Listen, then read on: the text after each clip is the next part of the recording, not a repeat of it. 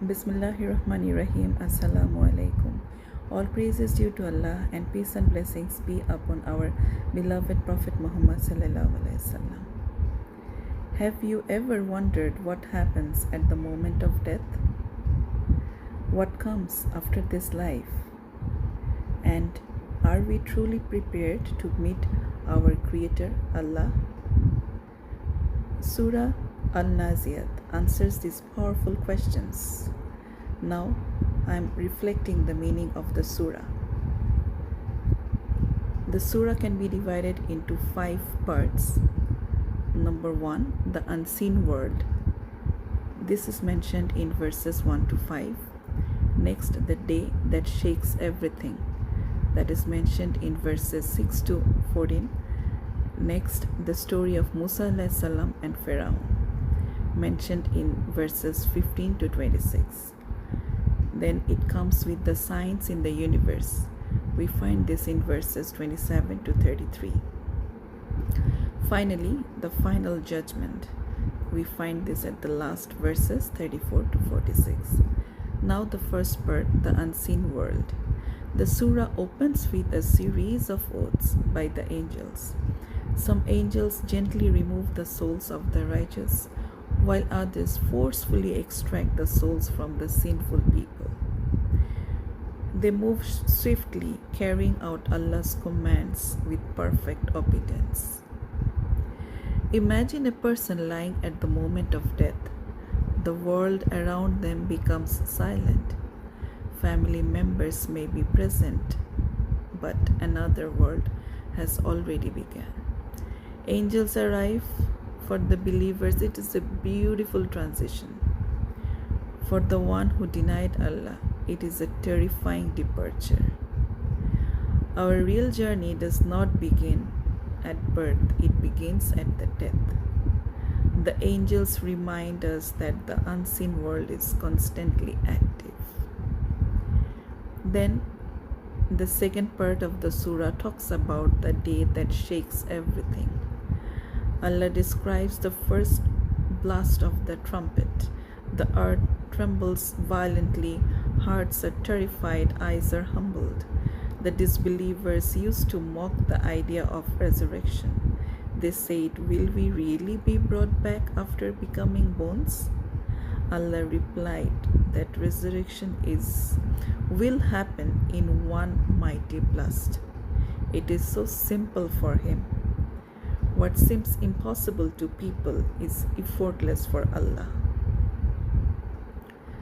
The people who laughed at the hereafter will one day wake up inside it. This creates a strong emotional transition into the story of Pharaoh. Next, it talks about the story of Musa alayhi salam and Pharaoh. Musa alayhi salam was sent to Pharaoh, the most arrogant ruler of his time. Allah told Musa alayhi salam to speak gently and invite Pharaoh to purification and guidance. But Pharaoh rejected the message. He gathered his people and made the shocking claim, "I am your highest Lord." This is the peak of human arrogance when a servant forgets the Creator. Then Allah punished Pharaoh, and that became a lesson for all generations. The moral is not only about Pharaoh, it is about every form of arrogance, wealth, status, education, beauty, power, or influence. Pharaoh drowned long ago, but Pharaoh-like arrogance still lives in human hearts. That is one of the strongest reflections from this surah. Next, signs in the universe. Allah now asks a powerful question.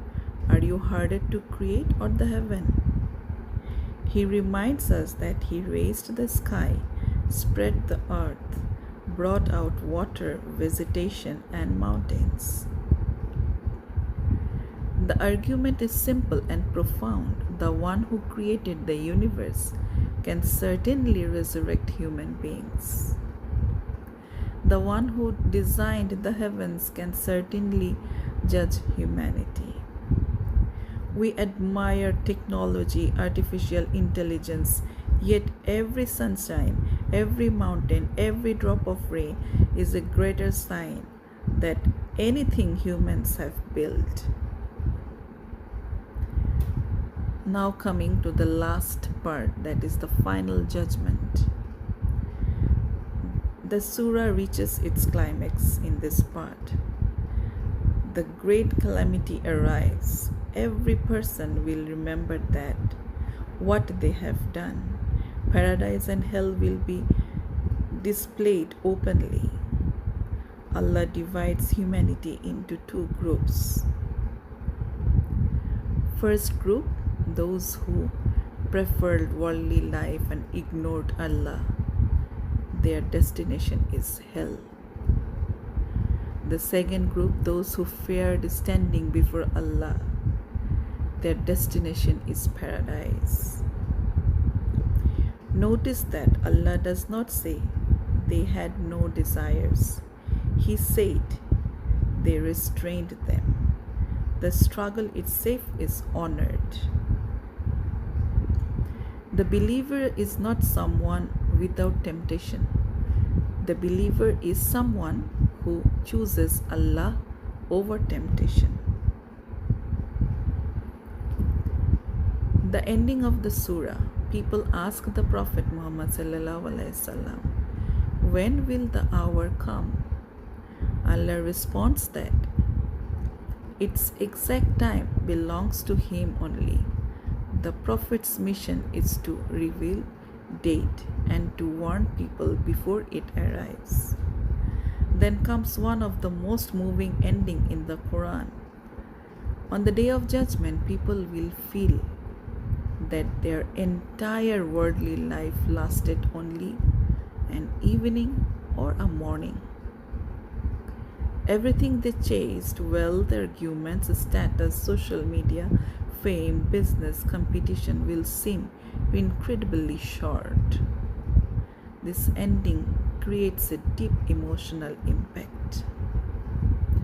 Surah An-Naziyat teaches us that death is certain, resurrection is certain, and judgment is certain. The angels obey Allah perfectly. Pharaoh shows how arrogance destroys people. The heavens and the earth prove Allah's power, and the final success belongs to those who fear Allah and control their destinations and desires. The world is temporary and hereafter is eternal. The question is not whether the day of judgment will come. The question is, when it comes, will we stand with Pharaoh or with Musa alayhi salam? May Allah make us among those who stand with Musa alayhi salam on the day of judgment and grant us Jannatul Firdaus. Ameen.